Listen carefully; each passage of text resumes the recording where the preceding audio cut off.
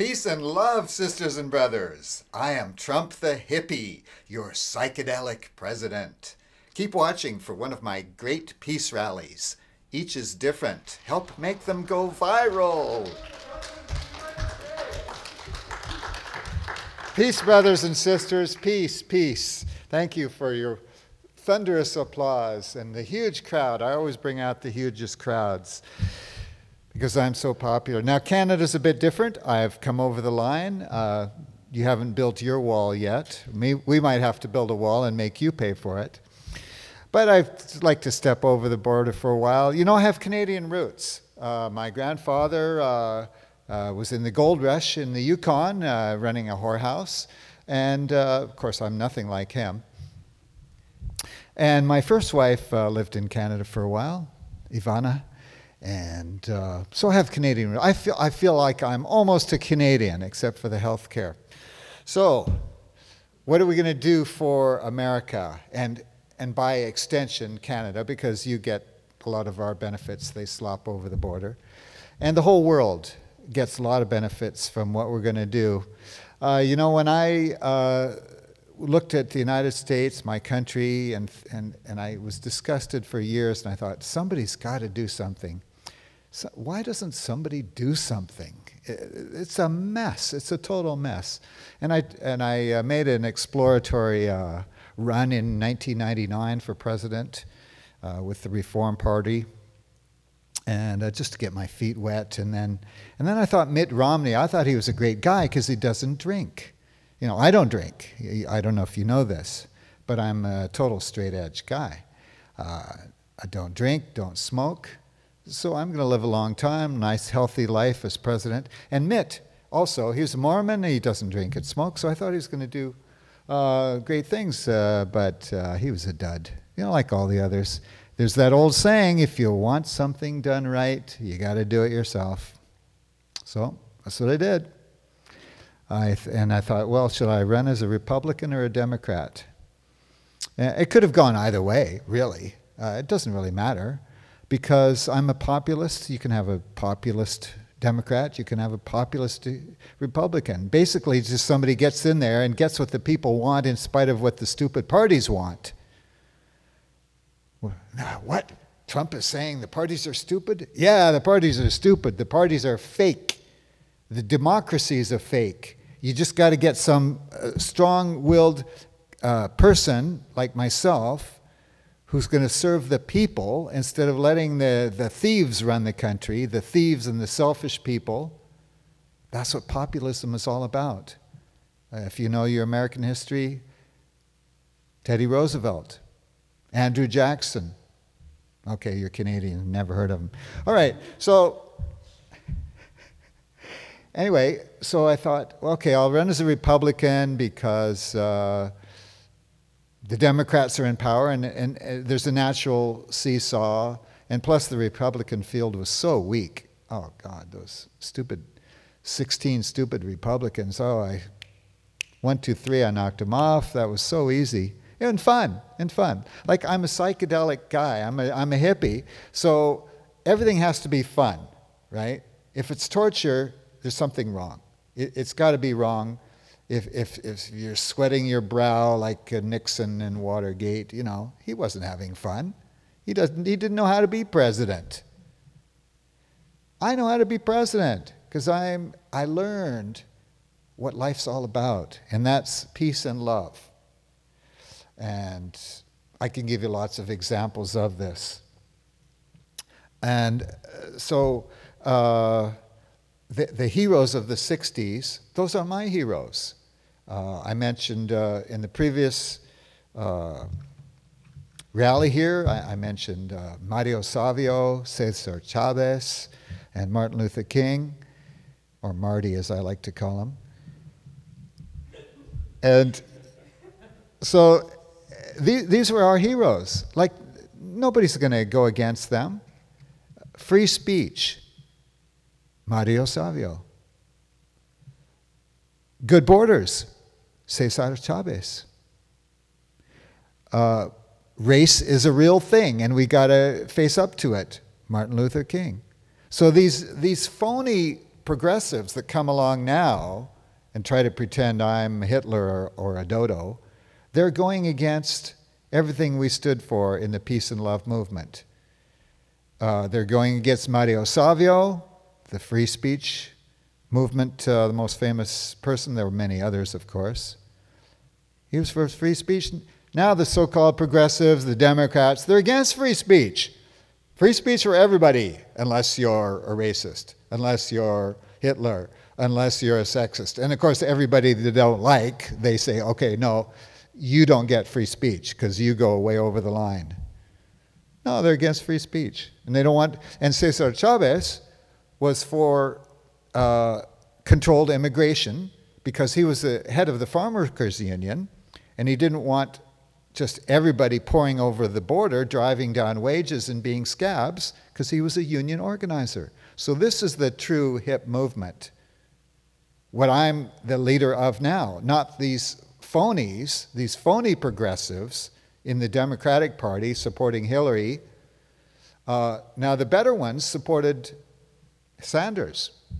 So he was the outsider of the Democratic Party. And I was the outsider in the Republican Party. It would have been good if we'd gone head-to-head. That would have been more fun. But, you know, the U.S. wanted a woman president, but they wouldn't nominate a good one. So it makes me look like a chauvinist, I know, but I had to beat her. But it was easy. She spent twice as much as I did and still couldn't keep sober.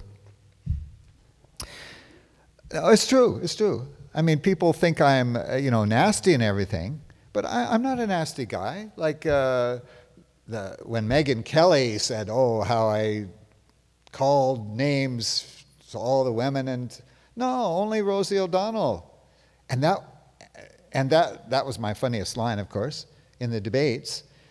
And but I was doing her a favor. You see, her career was kind of tanking. You know, she needed something to lift her up a bit, give her some more name recognition. So I made her famous all over again, and she was so thankful. Well, of course, she's not going to admit that publicly, but believe me, she was grateful. Believe me. So I'm a hip guy, you see. On the surface, yeah, I'm a dodo. On the surface, I'm Hitler. But get to know me a little bit. And the people in the states where I won, especially, and the people who were seeing all their jobs shipped overseas, they were in a mood for, hey, let's try to find something a little different. And so I really captured their attention. But it's not just them. I'm going to help the whole country, not just them. And so I have these rallies, and I take questions from the audience. And usually I'm not reading any script. Occasionally I have to read something to get it right. But most of the time I'm showing you the real me, my genuineness. I'm not a phony. All the others were phonies. You got to read from the teleprompter properly and sound presidential. Screw that. You know, I'm here to have fun. So are you. Let's have a good time. So you're while you're waiting for questions, I want you to be thinking of your hardest questions, your toughest questions, and I'll bring the mic down, or you can come up here, and we'll make a fun debate of it. You see, I'm not afraid to debate. I'm not going to say, oh, you're a racist, so you don't get to talk. Or you're too much of an anti-racist, so you don't get to talk. No, everybody gets to talk. As long as you don't threaten me, and I won't threaten you, then we'll have a talk. It can get dirty, that's okay. We'll still have a talk. That's what free speech is. Oh, so now I showed the last crowd. Some people still didn't believe I'm a hippie, so look at this. Holes in my socks. I'm proving I'm a hippie. No, I'm not proving that I'm poor. I'm not poor. Who knows why I have the holes in my socks? Anybody? Too cheap to buy new ones. No, that would be poverty. No. These holes, what? Oh, I see what you mean. No, I'm not that cheap. You know, I have gold toilets and stuff. You didn't hear about my gold toilets? And my hair, you know, my hair is gold-plated, you know. People think that I color my hair. No, this is gold plating, real gold. Anyway, so no, my socks, it's because I'm a health nut. I have holes in my socks because I'm a health nut. So I don't know if you ever noticed this, but you white people, when you take your socks off, you see those red rings around your legs? Anybody ever see those? That's cutting off your circulation, right? Because the fashion industry, they don't care about your health. So they make all the socks too tight. Well, they're not gonna beat me. We hippies can defend ourselves against the fashion industry. Believe me, we defend ourselves. Cut holes in your socks when they're too tight. And let the air in.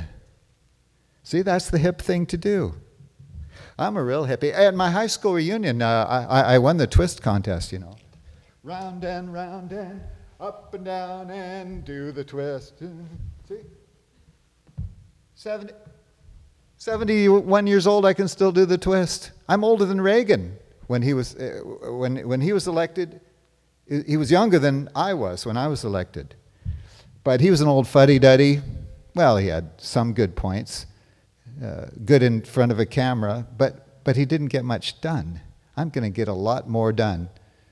Because I'm a much better, he wasn't a businessman. I'm a businessman. I get things done. You read my book, The Art of the Deal? Anybody read my book? Nobody? Okay. So in there I talk about the rink, the ice rink in New York City. And the city dawdled and messed around for years, and they couldn't fix this ice rink. And my daughter looks out the window, Ivanka, hey Daddy, when are you going to take me ice skating? The city hasn't fixed the ice rink. Well, I want to go ice skating. So I barged my way in, basically, and I forced them to let me fix the ice rink, which I did ahead of schedule, under budget. Ahead of schedule, under budget. The Wolfman, no, what's the name of it? I forget. Wolf is in there somewhere, I think. This is what people in business are used to doing, getting things done. They don't take no for an answer. Like Obama, that was his problem. He took no for an answer. He sent his health care plan to the Congress, and they gave him no, and he went home and cried. No. Congress doesn't say no to me. No. I wasn't elected to lie down and be a doormat. I was elected because I'm not a doormat. All right, so, anybody have any questions yet? Oh, no, not another dud group. Okay, put on your thinking caps. Okay, I went to an Ivy League school. I'm a smart guy. They think I'm stupid. They're stupid to think I'm stupid. University of Pennsylvania, one of the original Ivy League schools. I'm a smart guy. I can answer any question. Put on your thinking caps. I'll give you some more time, and then you can ask your questions. So, and you can hear all my speeches on the internet all over the U.S., but if you want the best speeches, look on the internet for the Trump the Hippie speeches. Those are the very best of the best. So one thing I want to get across is about drugs, because people think, oh, you hippies all took drugs and you became lazy bums and with pimples on your faces and you never washed. No. Yeah, we were young and randy and horny, but not all of us took drugs, because that's kind of a stupid thing to do. Our parents, we hippies, we all looked at our own parents and we said, oh, what a bunch of chain-smoking alcoholics. These people are losers, our parents. Let's start a new world. Let's start a youth revolt and change everything. And people said, oh, well, okay, well, what drugs are we going to take? Our parents are on tobacco and alcohol and caffeine and sleeping pills and shrink dope and everything else. What drugs are we going to take? Oh, we could take those ghetto drugs. So that could be cool, what the blacks and the Mexicans use, the marijuana. And some A lot of people tried that, but I said, wait a minute. Why do we have to use any drugs? What's wrong with natural highs? What's wrong with sex? What's wrong with art, politics, travel, all the great ways of getting high? And I thought back to when I was a kid in the 50s, and I was about 8 years old. I'd never seen a drunk, because my family weren't drunks. Well, later my brother was, but when we were kids, I hadn't seen a drunk, but I saw some drunks on TV. TV was new then, black and white, of course. So I saw a drunk or two on TV in some show on TV, and I thought, wow, people get drunk and they do that, and they act and they and they stagger around. And they're drunk and they're spreading their speech and you can't do it. They're saying and they're all drunk. I saw this. So that's what we did as kids. So we went out. We saw the drunks on TV, and we went outside and we played drunk. And we did that just like I did. That was around 1954 or something. And so we pretended we were drunk. Now, psychologists now know that a lot of getting high is psychological. It's like a placebo.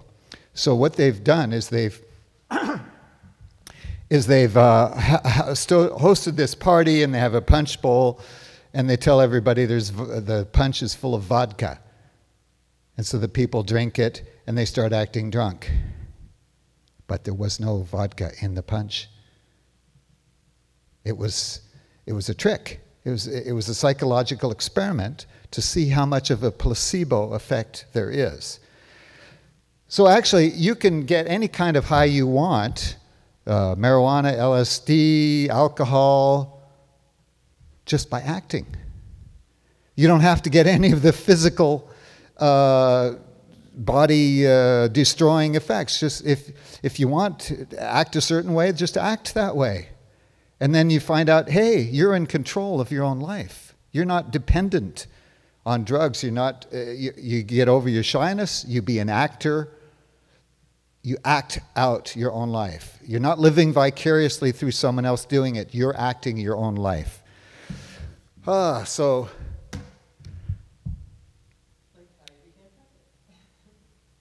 That's right. That's how I became president. And it relates also to Norman Vincent Peale. Who has heard of Norman Vincent Peale? One person.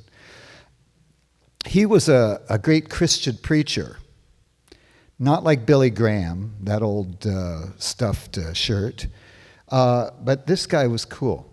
He was what you would call today a human growth guru.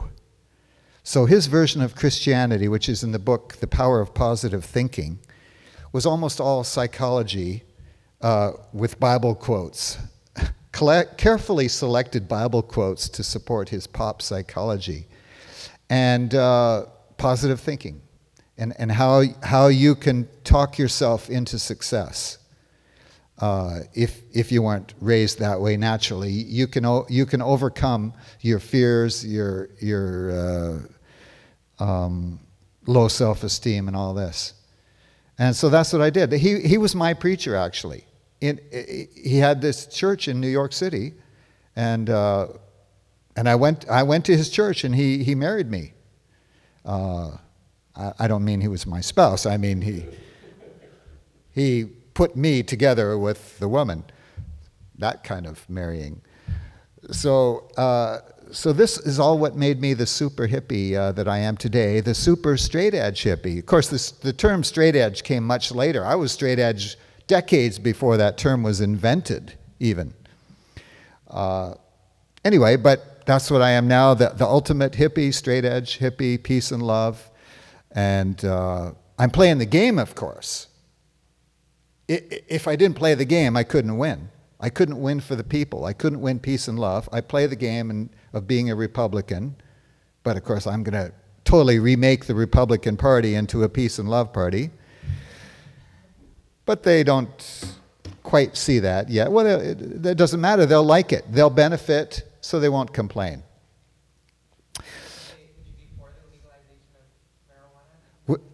Would I be for, okay, the short questions I'll repeat. Would I be for legalization of drugs? I'm for what gets people off drugs the most, which is legalization of drugs. But not just say, okay, everything's legal now, do whatever you want, because that would be too cruel.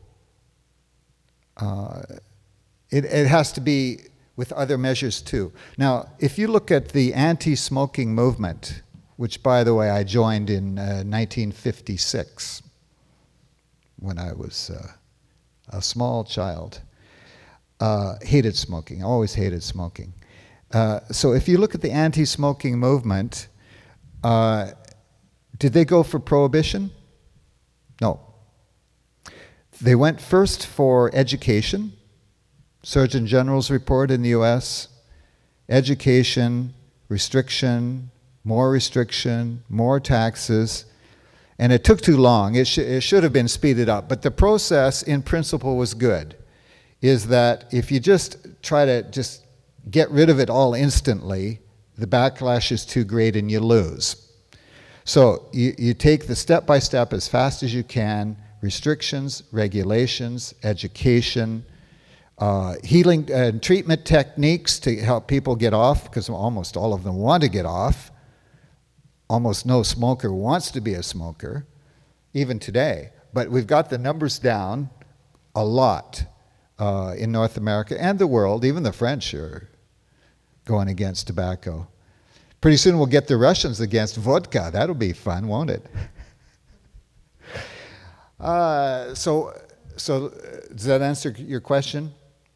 So legalization, yes, but with the goal of helping people get free, get happy. They think they're trying to get happy with these drugs, but they don't work. Not even the psychiatric drugs are the worst, because you get this idea, oh, the big smart psychiatrist is going to save my life and make me happy again. And it's no better than heroin or meth or anything else. Exactly. You gotta treat the root cause. Treat the root causes, she says, right. So the root causes, well, that's what all my program is about in the government, is the root causes of war, the root causes of hate and fear and poverty and all of these things. There are root causes. And if you have a good electoral system, if you have a good government, you can address a lot of these things. And Europe is actually ahead of us in a lot of ways, both ahead of Canada and the US and Britain. If you add the fourth country, US, Canada, Britain, India, those four countries are the most phony democracies in the world, pseudo-democracies. They're not democratic. They pretend, they have elections. China has elections. Doesn't make it democratic. So elections aren't enough. They have to be democratic elections. Now, the US's are even worse than Canada or Britain, because they have the two-party system, Democrats and Republicans. And people say, oh, well, just if everybody would vote green or libertarian, then we could overthrow the two-party system. Nope, wouldn't work. Because if you actually succeeded in doing that, as has happened in history a couple of times, but if you actually did that, then just one of those two parties would become one of the two parties in the two-party system. Because the US, and we don't have time to go into it all tonight, but the US is a two-party system because of the Constitution. The words between the lines in the Constitution, the words that you don't see, but if you're smart, or if you study political science, you can see that, or even if you look at the, what is that thing on the internet that you kids use, Wikipedia. If you look in there, you'll see the two-party, if you type in two-party system, it's kind of long-winded, but you'll get the idea that the two-party system is based on the electoral system. Not that the Constitution ever mentions the two-party system, because the Founding Fathers did not want the two-party system. They didn't want the one-party system. They wanted the no-party system, especially George Washington, who refused his entire life to ever join a party or be in favor of a party. He wanted a nonpartisan system. But he was a farmer. What did he know? That the two-party system is a byproduct of the electoral system. So in order to change that, and in Canada also, you have five parties I think now in your parliament because of your electoral system. And without going into details, you have to change your constitution or pass some law that changes the voting system so that there's proportional representation. Pro-rep is the only way to overcome the two-party system in the US or the parliamentary system in Canada and Britain. India's more complicated, and they have a touch of pro-rep in India, but not nearly enough. And that's the only real way to get a democracy, which Europe has. But they don't have good enough leadership, and a lot of them are drinking a lot. I don't know why they can't get their act together in Europe. Maybe after I'm president, I'll go there and be president of Europe. Or I could be Secretary General of the UN. Something where I go in there and take a mess and straighten it out. And by that time, 7 years from now, my daughter will be the first woman president, so I can take time to Ivanka. Or maybe the other one, who knows? What's her name? So maybe I'll go to the UN, be Secretary General, save the whole world, but maybe what I do in the US will have a ripple effect enough so that I don't need to do that.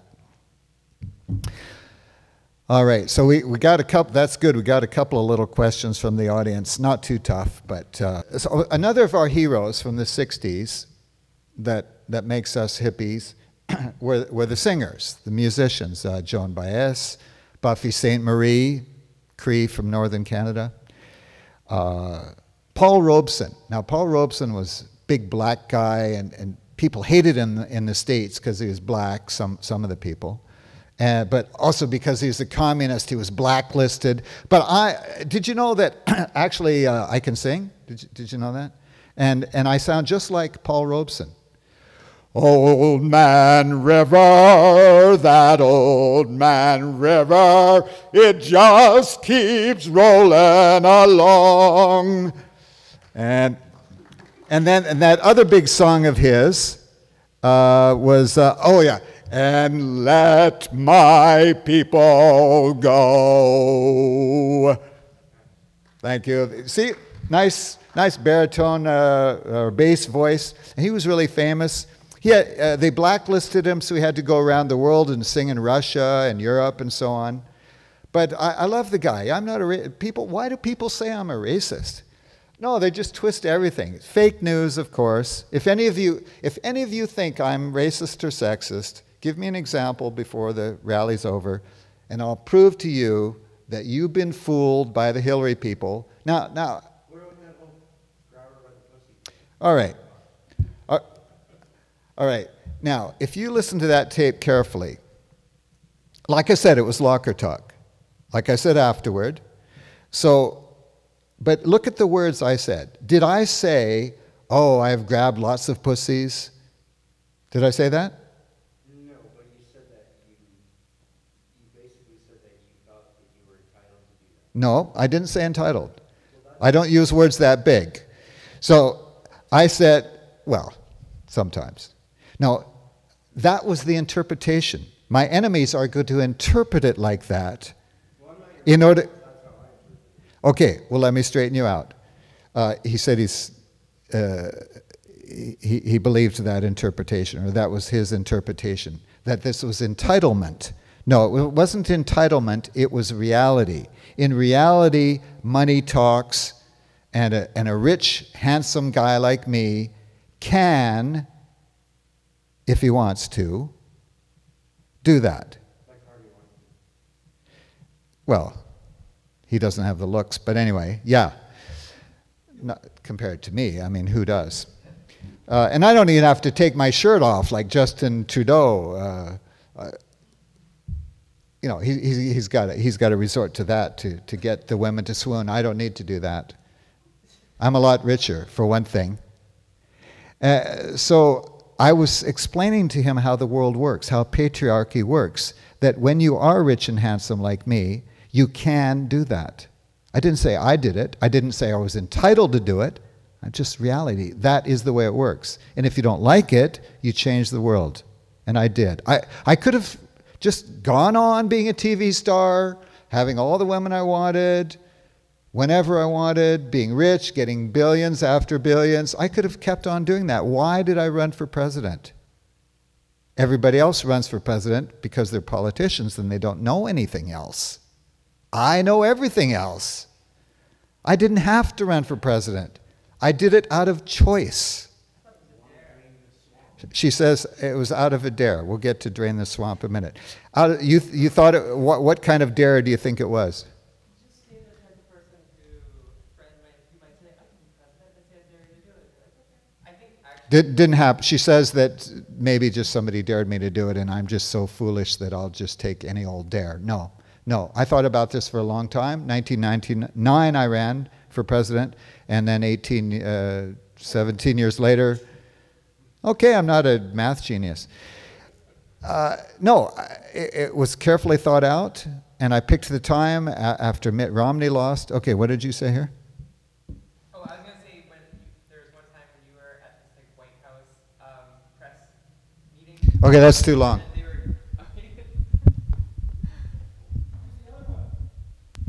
were, there was one time you were at this White House press dinner thing where people go up and make speeches, and then they're making fun of you, saying that you want to be president but you never would or something like that, and then you just had this look on your face like, oh, I'll show you. True, but it wasn't a spur of the moment, and I would have done it anyway. So I wasn't just taking a dare. And I love it when they make fun of me. Now people say, oh, he gets so mad when people criticize him. No, it's a trip, man. It's all fun. It's all fun and games. I love it. Why would I give up my millionaire, billionaire, playboy lifestyle to enter politics if it was such a dirty, awful, horrible, drudgery job? No. Well, it is for some of them, but I make it into a fun job. And I'm having a fun job at it. Anyone else while I have the mic down here? I've intimidated you too much with my manliness. Your view on gun control. Gun control. Okay, so my people are gun nuts, okay, a lot of them. So I got to make them happy. So I empathize with them. And this is the same on any issue, not just guns, but any of these right-wing issues. I have to empathize with my people. I have to feel their pain. I have to see their logic. And it's a stretch sometimes because I'm from New York City. But I do it because it's part of the genius of being president. If you have it, you got to get the people behind you. So you got to ally yourself with each segment of society in turn. So I'm allying myself with the gun nuts, and then I'll ally myself with the gun control people, and we'll come to some resolution that works. Because business is all about practicality. My mother used to say, okay, your theories, but be practical. That'll never work. That'll never work. Be practical, she said. I listened to my mother. You had a question here. I thought you wanted to be president to drain the swamp. Drain the swamp. Okay, that's an interesting one because I didn't really like that phrase at first. Because not at first. Not at first I didn't, because it's kind of a southern thing, and I'm a Yankee. I'm from New York City. So it was a little bit too southern for me, but I figured, okay, they voted for me, I might as well use their phrases once in a while. So, okay, drain the swamp. It basically means go in and clean house, sweep away the cobwebs, do whatever needs to be done. Don't just sit there and say, well, all the other presidents did it this way, so I guess I'll do it that way too. No, being president is all about change. Throw out the ways that don't work. The definition of insanity, doing the same thing over and over and expecting a different result. This is getting to be a pretty well-known slogan now, but it's true. So people say, oh, you're so chaotic, you're so inconsistent. No, that's the method to my madness. Crazy like a fox, that's me. You know,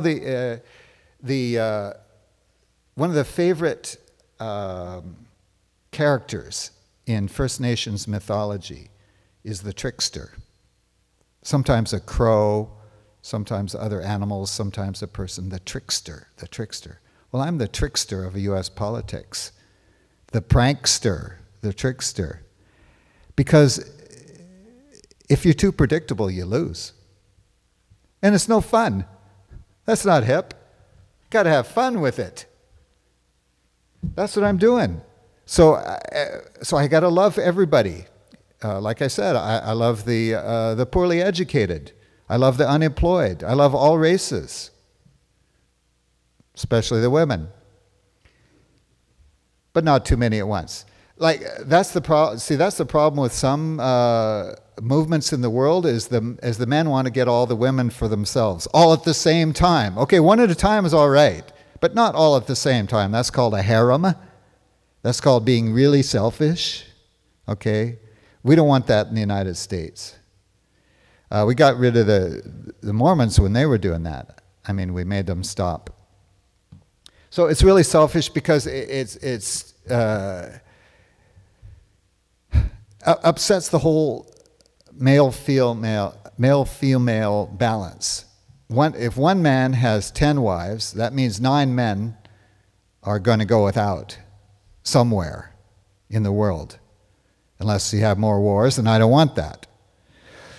So we can't have polygamy. We can't have mutilation of the children. All the people around the world want to mutilate. Not all of them, but there's these extremists in East Africa that want to cut up all the little girls, and then the Jews and the Muslims and some of the Christians want to cut up all their baby boys just after they're born. You know, they got to me too, and I'm not even Jewish. But I healed from that. The trauma, every boy child that's circumcised, so-called, has a trauma. They have to overcome that. They have to heal from that. It's not voluntary. If they're an adult, maybe, okay. But we live in a very child-hating society, a woman-hating society.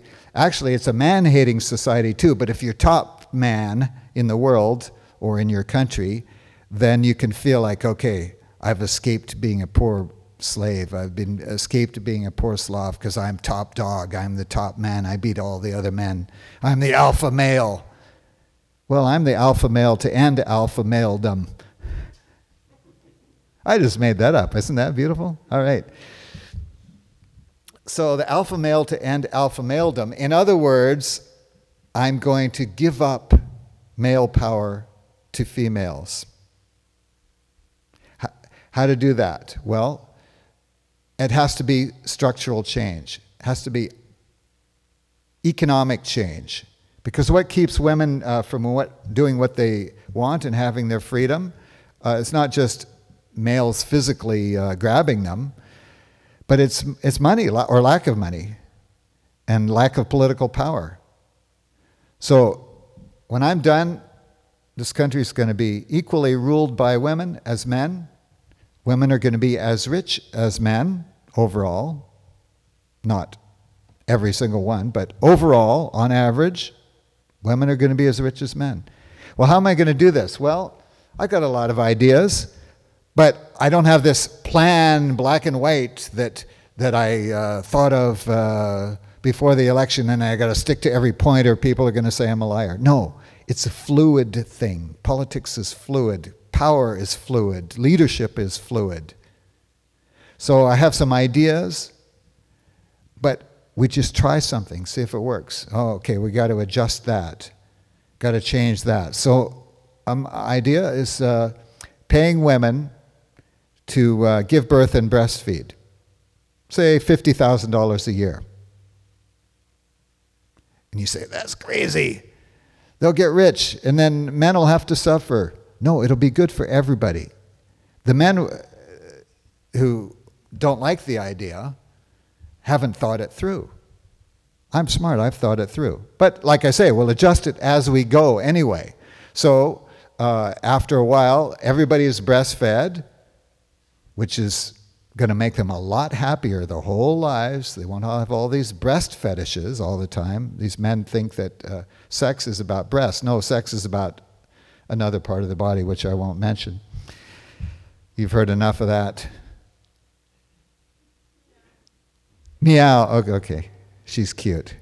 Where's your pink hat with the two tits on it? So how about $50,000 for breastfeeding?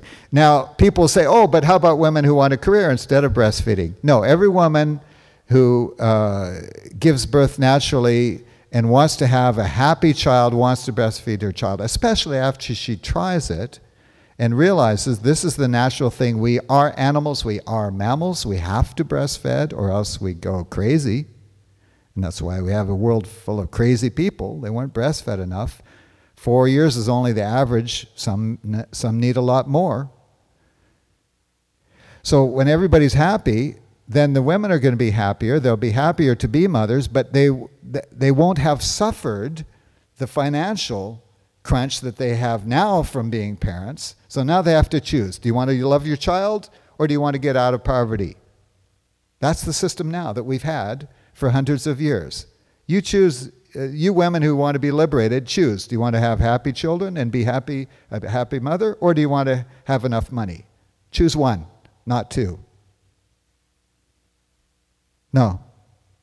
Too smart. I'm too smart for that. I'm too hip.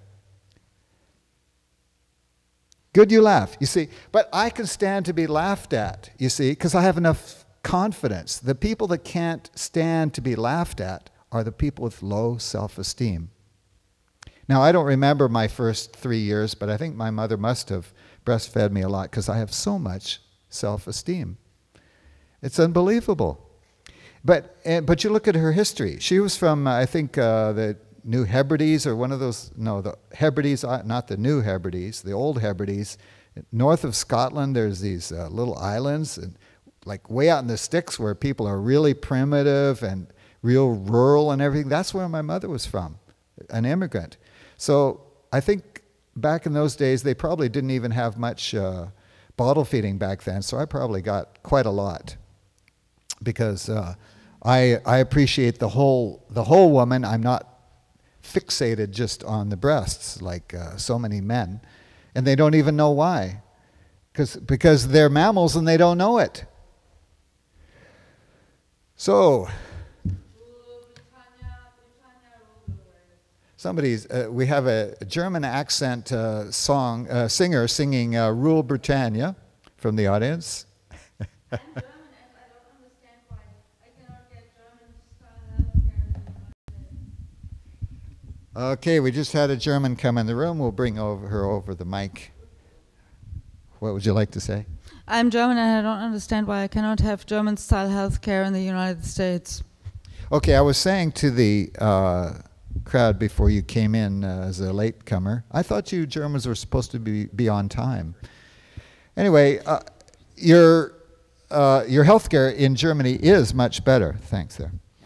Is much better than U.S., but I said we're going to repeal and replace Obamacare. Obamacare is a failure. Repeal and replace. So the stupid Republicans in Congress, they all hate me, of course. They're so damn jealous. They keep coming up with these new stupid plans for health care, and I say, no, it has to be better than Obamacare, not worse than Obamacare. So yeah, ours will be as good as Deutschland or better. I guarantee it. Yay, look at me. I got the 3 colors. I want to become a US citizen. I have a green card from the lottery. and I'm trying to become a U.S. citizen. All right, did some, don't we have a breathalyzer at the door to keep out these people? No, I'm kidding. No, that's okay. You're so confident and you're so proud of your confidence, as you were just saying. Why is it that when anyone has anything that's different from your view, you call it fake news? Ah, okay. So why, his question is, why do I call it fake news when anyone disagrees with me? All right, I was a high school football star. Well, I was a star of everything, but football for one thing. And when you're on a team, it's a very good thing to learn teamwork. But you also, what is a game? Is you take people, you artificially divide them, and you have them go at each other for fun and for practice. And to learn how to work as a team, to learn how to win, to learn how to motivate yourself. So when people criticize me, I say, is that someone from the other team? If it is, I beat them. If it's somebody on my team, I say, well, okay, is this advice, can we strengthen our team with this advice? If it is, I take the advice. Now, of course, this is all into game theory and mathematics, if you want to really get into it. But the point is that eventually you get somewhere. So, like, look, for instance, at the Republican nomination. That was basically two teams. Me against the 16 Republicans. I was one team, they were the other team. And of course, I was stronger than the 16, so I won. But did I diss them all forever? No. One of them, the black guy, Dr. Ben Carson, I put him in my cabinet. Why? Because he came over to my team. So he's my friend now. If Bush or Huckleberry or any of them want to join on my team, okay. We can give them a job. If they want to help my team, great. The team that's ruling America and doing good things, as long as they're on my team, fine. Otherwise, we fire them. They can be on the other team, and I'll criticize them and make them look like fools and realize they should have been on my team. All right. So what makes you different from Kim Jong-il there? What makes me different from Kim Jong-il? He deals with things too. If you go against him, you don't exist. No, he kills them if you go against. But, I mean, that's basically what you're doing too with your work. No, no. He's comparing me, trying to compare me to Kim Il-jung. And saying it wrong, I know. But I explained to you that in football, for instance, you have two teams. Do they kill each other? No. They're going at it for practice, for skill, to see who can do the best. It's a competition, not a war. But if you So lose a Kim, football game, you don't say that the other team was fake. if that makes them lose, you do. Well, but the thing You see? about it- You ever hear of razzing in baseball? Sure. Okay, you razz the other team. Hey, they're a bunch of fakers. They're a bunch of dodos, wetbacks, niggers, whatever. I mean, it's not nice. We don't do that anymore. But that was all part of the game of, hey, they're the other team. We're our team. We're gonna demoralize them. So there was some racism back, a lot more back then, of course, and that entered into it too. But it wasn't all racism. Partly it was just they're the other team. And so people don't realize it. And they think that there's still a lot of racism today. Well, I mean, yeah, there is a lot, but there's a lot less than there used to be. And most of the racism that's accused isn't racism, like me. Nothing I say is racist. Have you ever accepted criticism? Have I ever accepted criticism? Well, I accept it in the sense that I listen, and if it makes any sense, I might change. But that doesn't mean I'm going to let you try to make me look bad. I'm going to still try to look good because I'm on the winning team. They asked me, and one of the interviewers during the campaign asked me why I never apologize. Because it's not a winning move. In a football game, does anybody apologize? No. It's not part of the game. Now, A lot of people do, because they're not good players, but I'm superior. So if you think I've done something, if I think I've done something wrong, which means I really have, then, as I said then, I just try to do better. I don't go to church and cry to the priest about how bad I was. I just try to do better. Norman Vincent Peale. That's my kind of Christian. Yeah!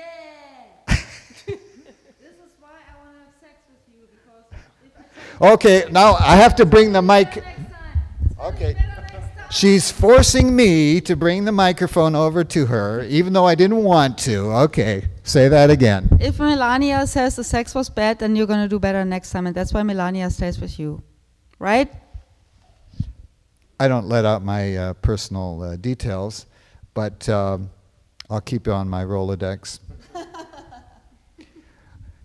All right. Any other porn stars in the audience that want to? Okay. Did I mention, among other qualities, my humility? I must be, the doctor says I'm the healthiest president ever, but I think I must also be the most humble president ever. It's, just, I got to be the best in everything. The United Nations reform. Okay, is the United Nations a democracy? Nobody knows. Okay, we got a bunch of... We want you to be humble right now. How do you express your humility? How do you express the humility that you have? I keep trying to do better. That's not humility. She says that's not humility. Yes, it is. No, it's not. You're just too...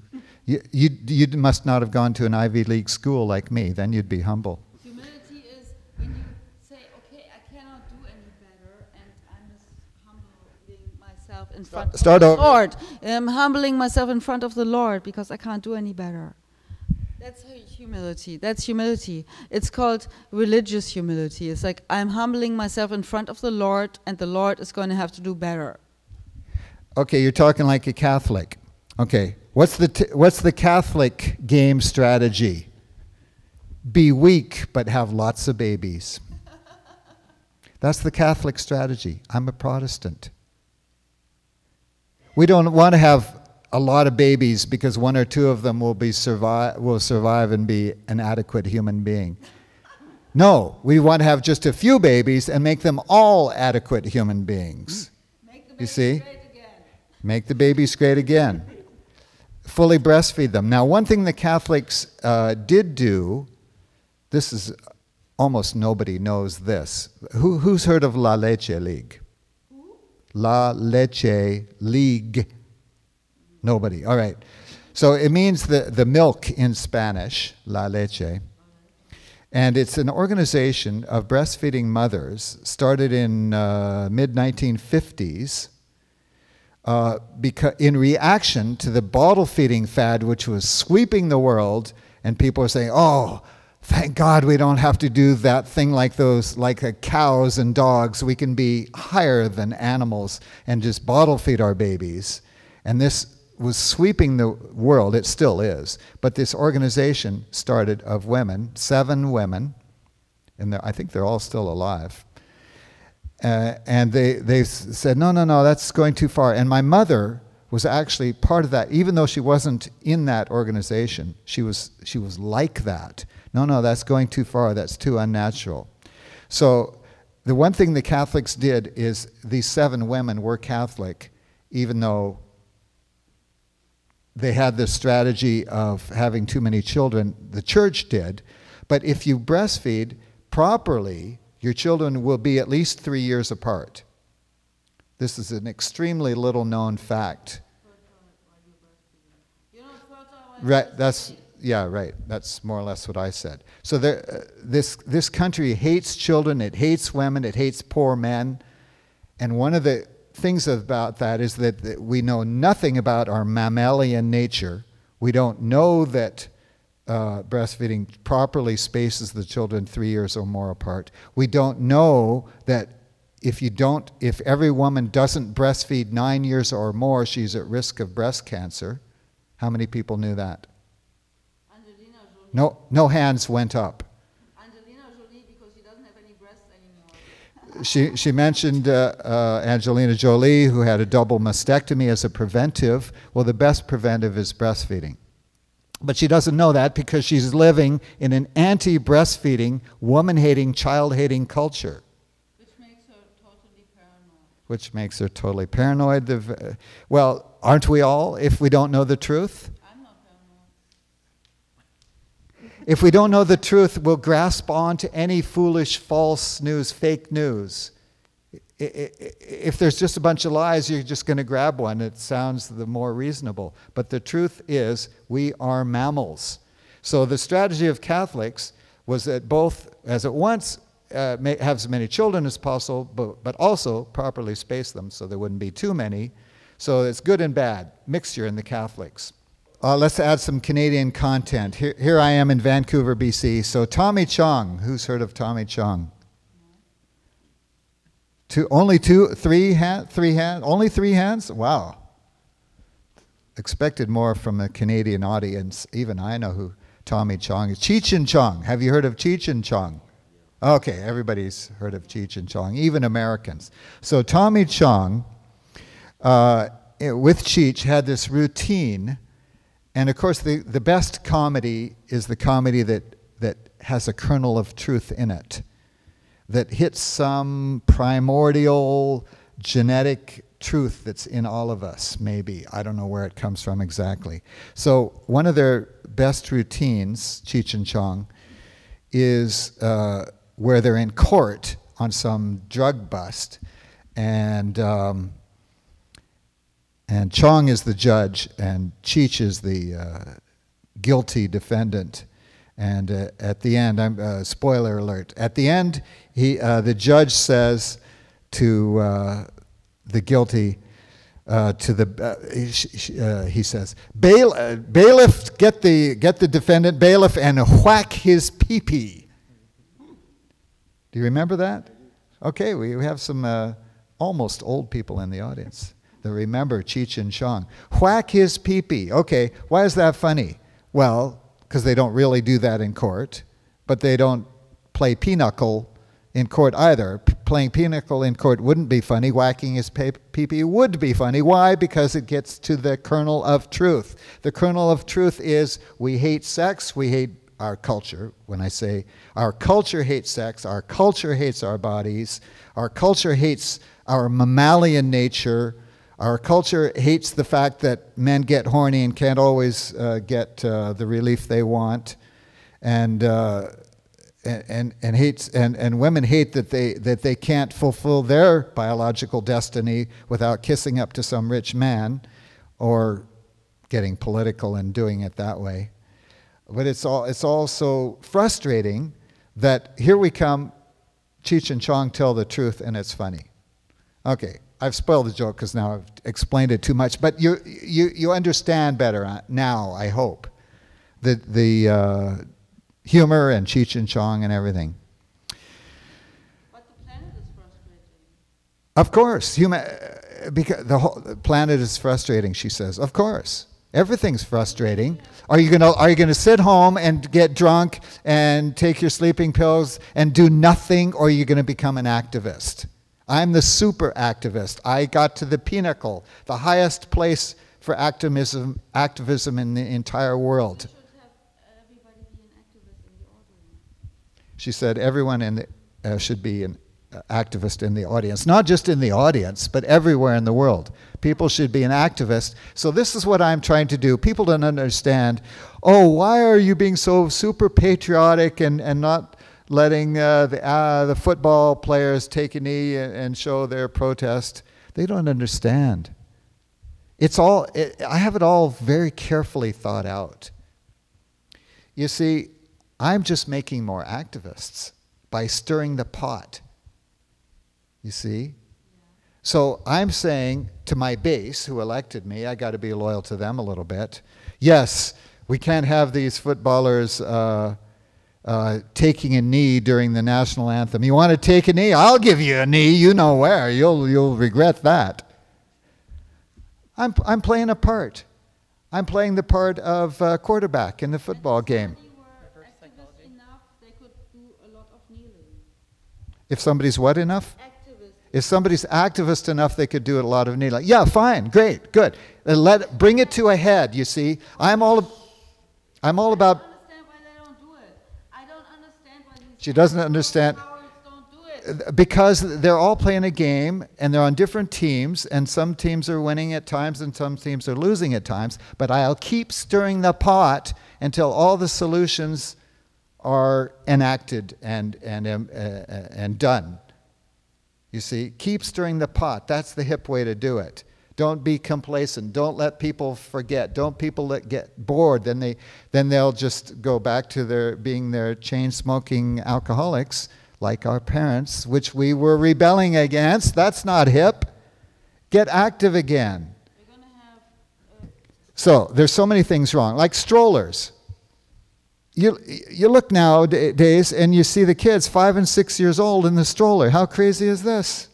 There's got to be a law against that. Well, maybe we'll have to have a constitutional amendment. Have you seen this? no, You have? Oh, you don't? no. Oh, okay. Well, maybe you don't look at the tykes, but anyway, they do it. Now, when I was a kid, I don't remember ever being in a stroller because by the time I could walk, I was no longer allowed to ride. I had to learn to use my legs, strengthen my legs, not be a lazy bum. All the kids now are being spoiled. Maybe they don't even know how to walk when they're 6 years old. Their parents won't let them. I don't know. It's crazy. Got to have more laws. But she is wearing a fake pregnancy, fake baby in her belly. Unlike me, I would never wear anything fake myself. And it's a devil. It's a devil. All right. It looks like Donald Trump. She's quite comedic. Somebody give her a reality show so she doesn't have to spoil my rallies. All right. So by stirring the pot, I'm also helping the so-called left and the so-called right, which are phony distinctions anyway. But I'm helping everybody to become an activist. So I'm actually helping my enemies because I'm empowering them by letting them share the stage with me in this cosmic argument. It's a cosmic argument, man. It's cool.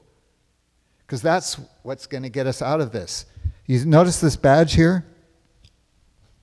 It's called Star Wars. No, somebody that can read. Talks, not troops. Talks, not troops, right? I'm all about peace. So when I get people all riled up, I get them talking instead of fighting. Well, after people come out of my riot, are they shooting? I mean, out of my peace rallies. Freudian slip there. Are they killing each other? No. They're talking, they're arguing, they're becoming activists, they're getting stirred up, they're getting riled up. The opposite of alcohol, which dulls their mind, dulls their body, dulls their sex drive, and makes them start groping each other, and then complaining that they didn't have consent later, after they voluntarily got drunk. So no, get them all off the alcohol, I say, with kindness, with love, not with jail. That doesn't work. Ever been to an AA meeting? Anybody? Oh, no, sorry, it's anonymous, so I shouldn't be asking if you'd been to a meeting where you're remaining anonymous. Anyway, I have been to AA meetings, NA meetings, not because I ever took drugs or alcohol, but because I wanted to learn. I'm all about learning, about knowledge, the vast experience of human beings. What are these people? Why are they there? What are they doing? What are they thinking? I read their literature, I talk with them, I go to their meetings because I love human beings, all kinds of human beings. So I recommend everybody, they have closed meetings and open meetings. So the open meetings anybody can go to as long as they don't reveal people's anonymity. So I do that. I go and I learn. I learn about people. It's heartwarming. It's touching. It's intellectually stimulating. I recommend it for all of you. Go to an open AA or NA meeting. And take the people there that really need to be there. If you don't need to be there, you're just there further elevate yourself. Sociological field trip. Oh, she finally said something good. Who has a burning question yet? Is nobody going to say I'm racist? Come on, there's some non-whites here. Who's, or at least one. My vision isn't that great. Okay, who's... What about that wall if you're not racist?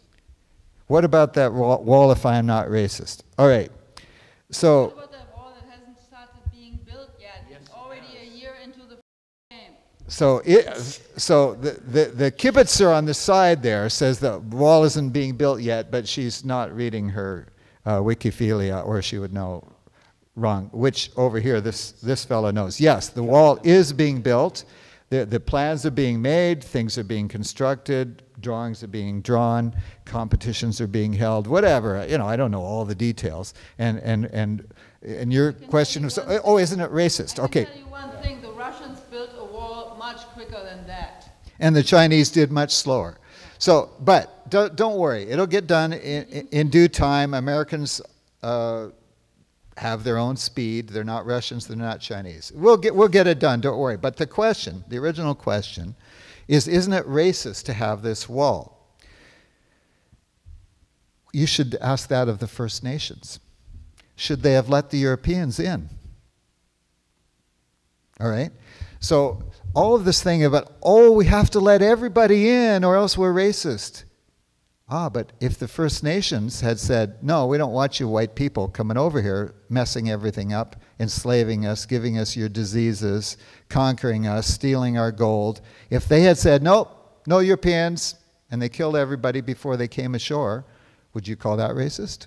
They didn't have the wherewithal to do that. Irrelevant. Irrelevant. This is the thought. A lot of white people, they couldn't kill them all. Some did.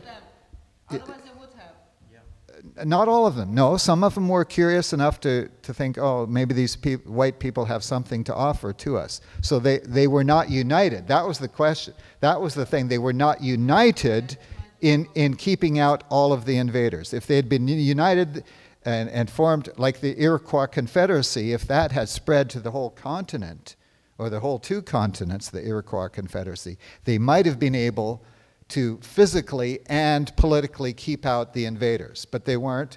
Accident of nature, I mean of history maybe. Anyway, so when they failed to keep out the Europeans and the black slaves, were they being, those that tried to keep them out, were they being racist? No. I bloody well hope so. No, it was like they're just protecting their own land.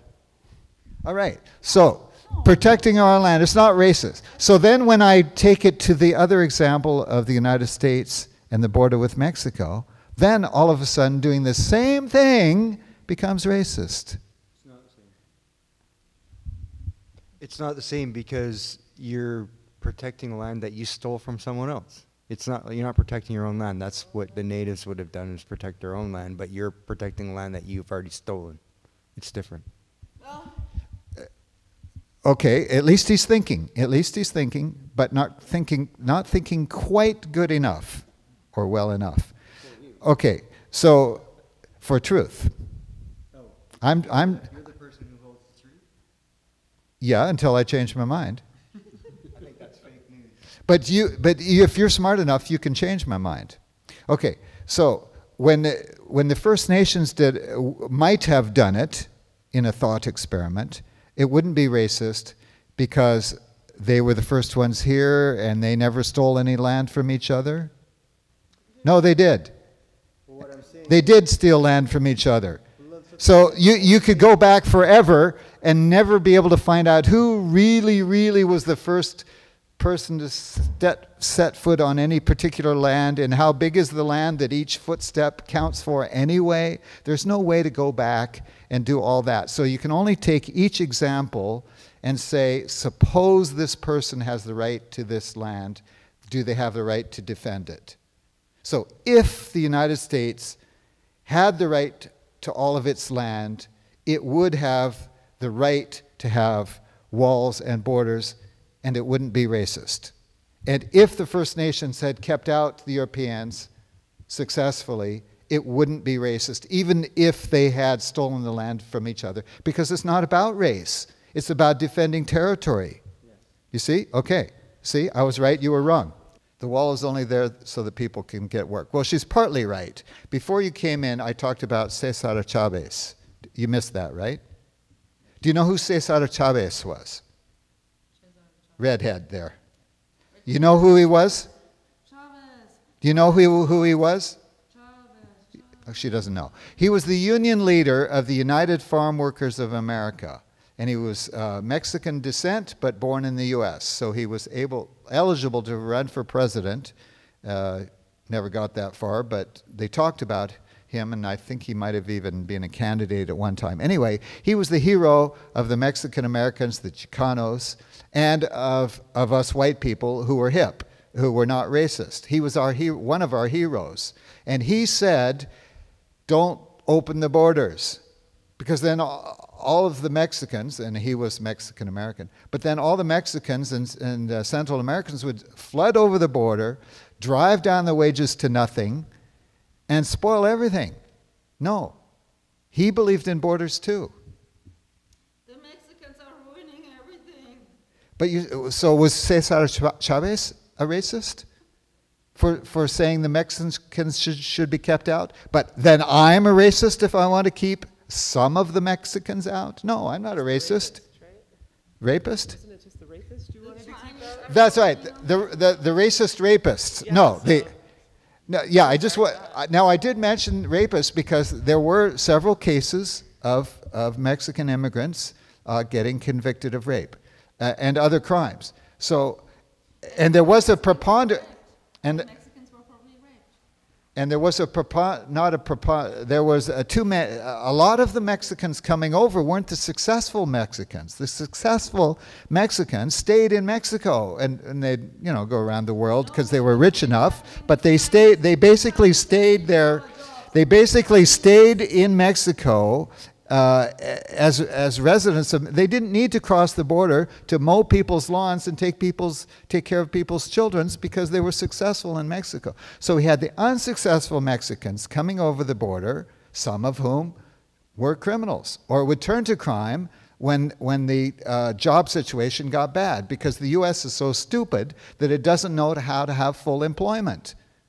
Well, I know how to have full employment, and my base, being Republicans, they understand the value of hard work. So Republicans aren't all bad, even though I know you Canadians think they're a bunch of racist gun nut Hitlers who elected me, the racist gun nut Hitler president. But no, one of the advantages of Republicans is they value hard work, and so does everybody actually. But they make a thing of it. They make a bit of a fetish of having everybody having a job and criticizing those that don't have jobs. So the solution is for everybody to have jobs that want to have jobs. I call it, raise your hand please if you want to talk. Okay, she's raising her hand. We'll see if we can actually... Mr. President, we do have a hall. Okay. We do have hall considerations. All right. I believe okay. the Secretary of the Treasury. So the big bad sound person is about to throw us out of here. So maybe we'll have one more question and then thunderous applause from the crowd. All right. I don't have a question. I'm just saying hard work is overrated and people shouldn't work so hard because they're ruining themselves. My father could afford fancy school, but higher education in the public schools was almost free across the United States, in the public colleges and universities, just like in Europe today. Okay, we're going, don't worry. All right, so now the thunderous applause and then you can leave. Thank you, thank you. Round and up and down and do the twist, baby, do the twist with me.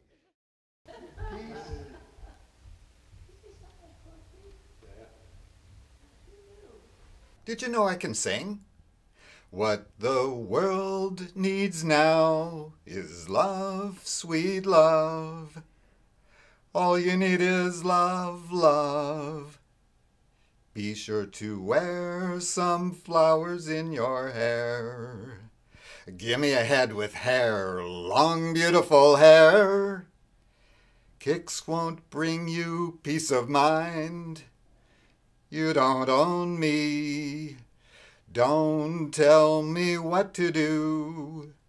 He's the universal soldier and he really is to blame. Maybe someday you'll join us and the world will be as one.